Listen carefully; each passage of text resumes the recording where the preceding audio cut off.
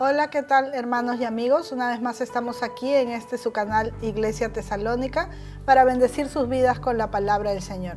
En esta secuencia que lleva por nombre Preguntas y Respuestas. Y estamos acompañadas también, como siempre, de nuestro amado pastor Manuel Paredes. ¿Cómo ha estado, pastor?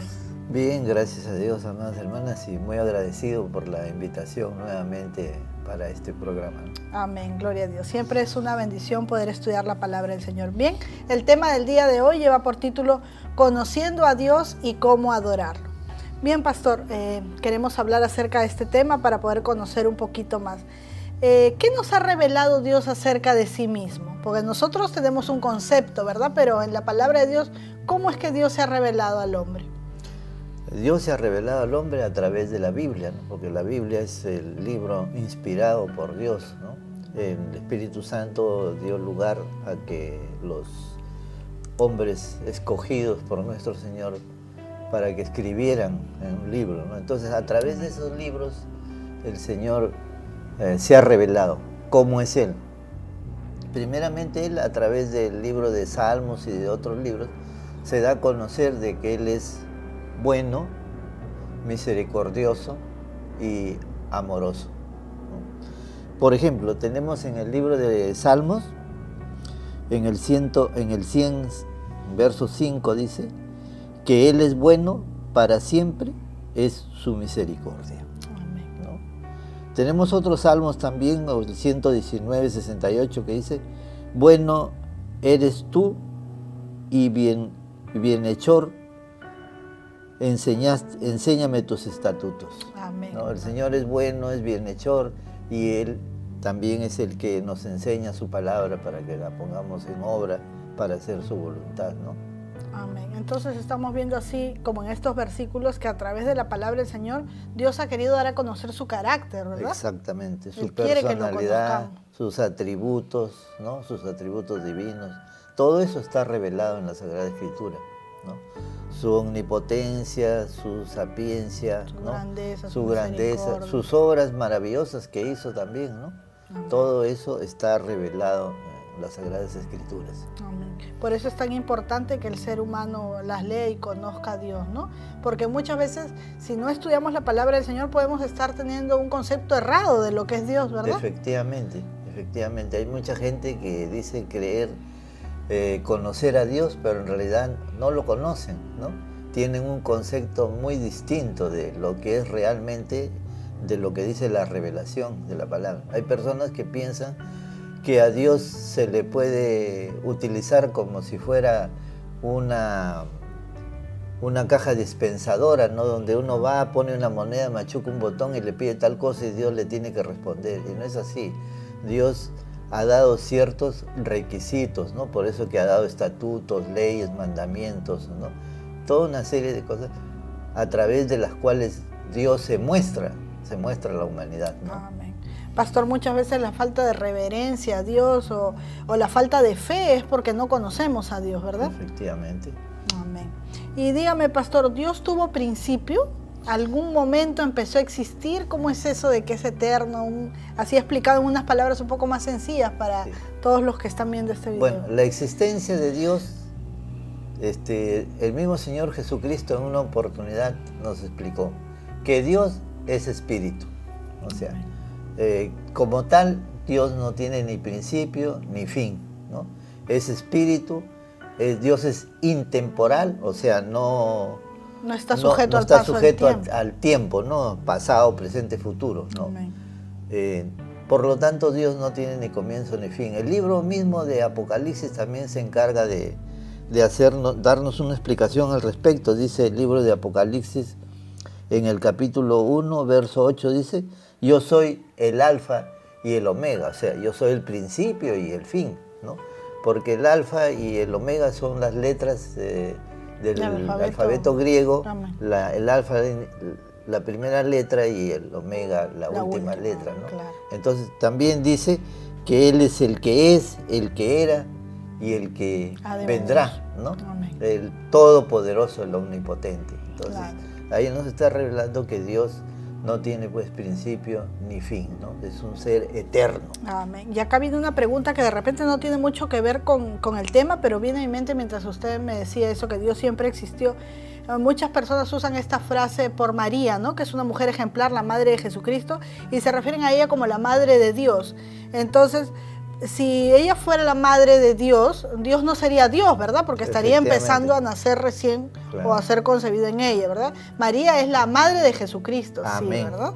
La madre de Jesús, perfectamente, eso sí, porque está en el libro de Mateo y en el libro de Lucas está toda la revelación de cómo es el nacimiento de Jesús, ¿no?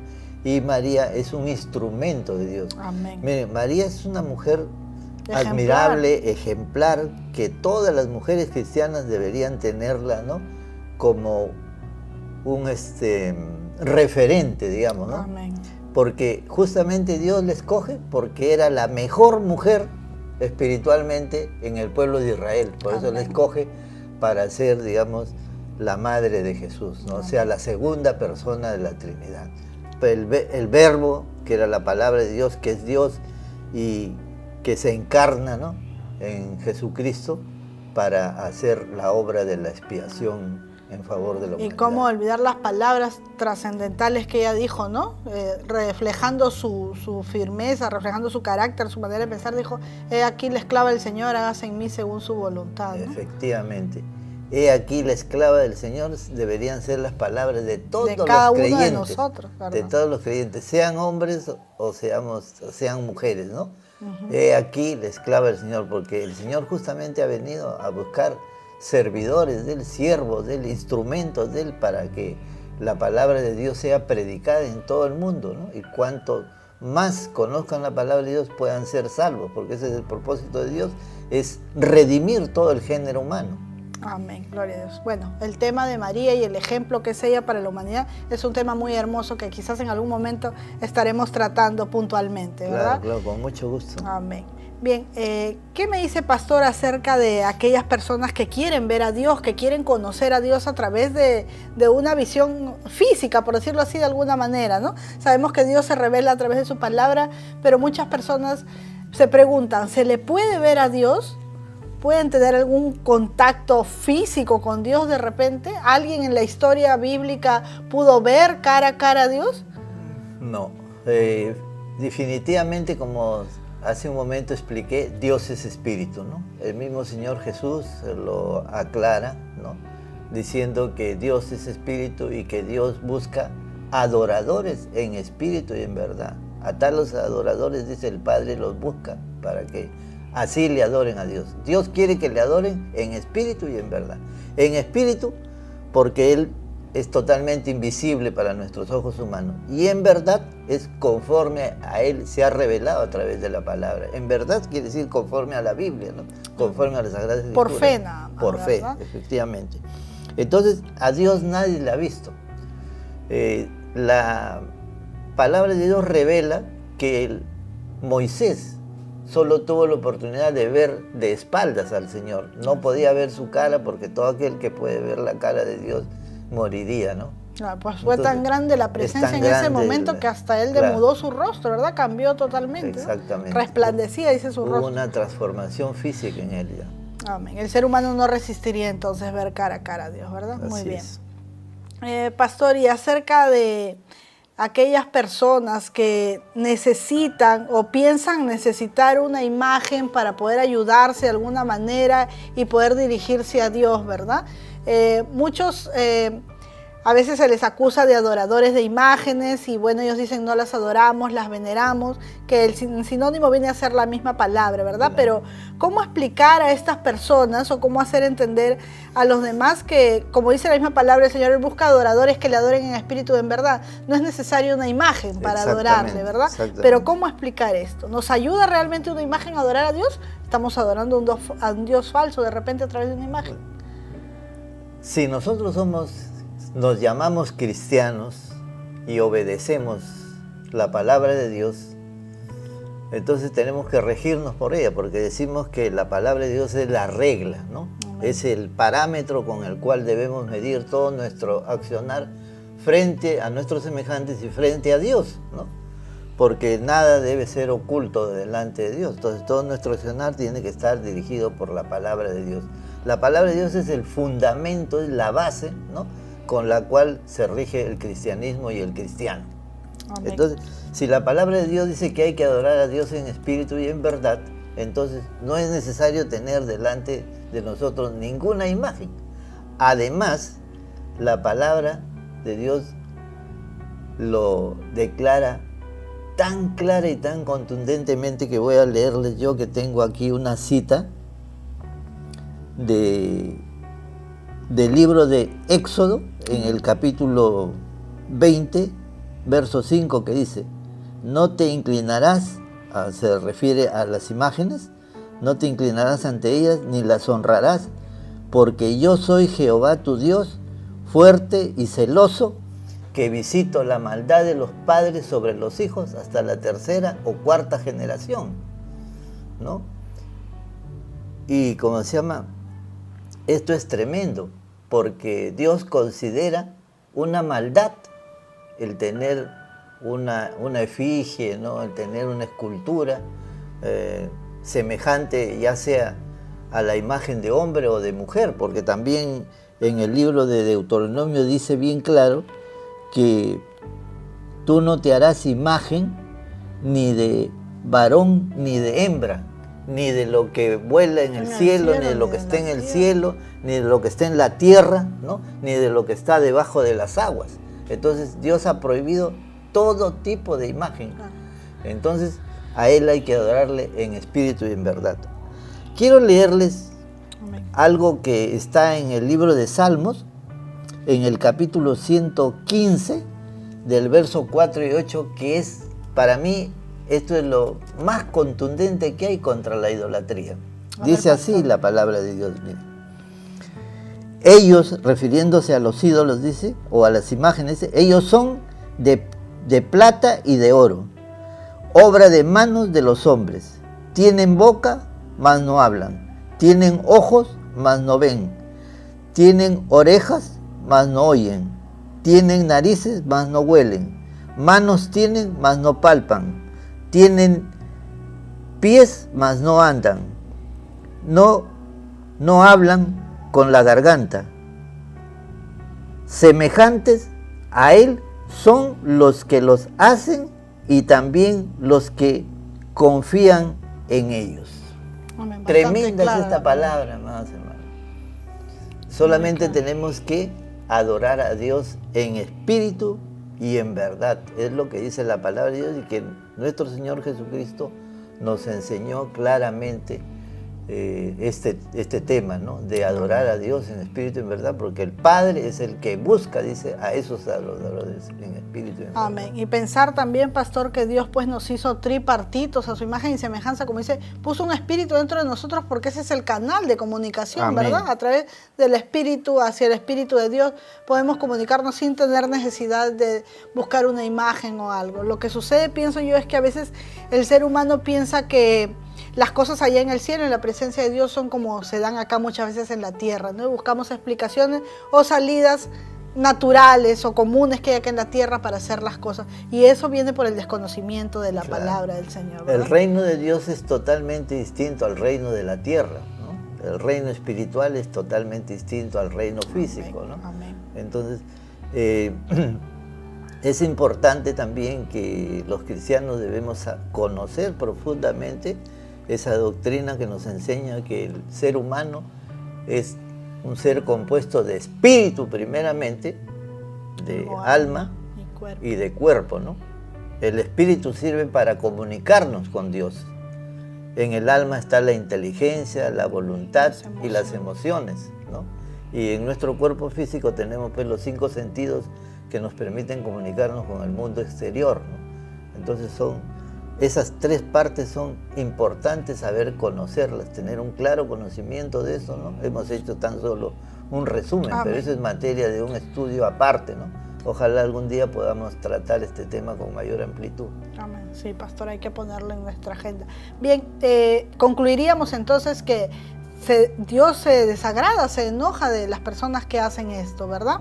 Exactamente. Y pastor, muchas veces nosotros también llamamos a este hecho de venerar las imágenes o de poner una imagen para darse una idea de estar refiriéndose a Dios como idolatría, ¿verdad? Pero sabemos que no solamente idolatría es inclinarse ante una imagen, ¿eh? En la actualidad ya quizás el ser humano no se inclina ante una imagen para orar porque ya se ha alejado tanto de Dios que ni siquiera quiere tener una comunicación con Dios. Pero hay otras cosas materiales que vienen a ser parte de sus vidas y se convierte en idolatría de alguna manera, ¿no? ¿Cómo podríamos conceptuar la idolatría en la actualidad? La idolatría es un tema bastante amplio y en el cual yo veo, por mi experiencia pastoral, que mucha gente vive en la plena idolatría. Porque se llama idolatría a la adoración de un ídolo, ¿no? De una imagen. Pero esto tiene una connotación mayor. De idolatría, en estos momentos, se puede decir que es la acción exagerada o desmedida que se puede tener frente a una cosa, a un objeto o a una persona como si fuera la divinidad misma, ¿no? También se puede considerar idolatría a una excesiva admiración por una persona, por un animal también, o por objetos, ¿no? Por ejemplo, en el caso de la persona, admirar demasiado a un artista famoso, a un deportista, ¿no? Las llamadas fans. Claro, esas manifestaciones populares grandes que hay, por ejemplo, para admirar a los deportistas, esas son ya unos arranques de idolatría, porque ahí hay una exageración, una excesiva admiración por una persona que ya está reemplazando el amor que nosotros debemos tener a Dios y a nuestros semejantes, más bien, ¿no? Entonces, también he hablado de que esta exageración se puede llevar al campo de los animales, sí, porque a veces las mascotas ocupan el lugar que deberían ocupar otros seres humanos. A veces estamos tratando una mascota mejor que a un ser humano, sobre todo niños, por ejemplo, ¿no?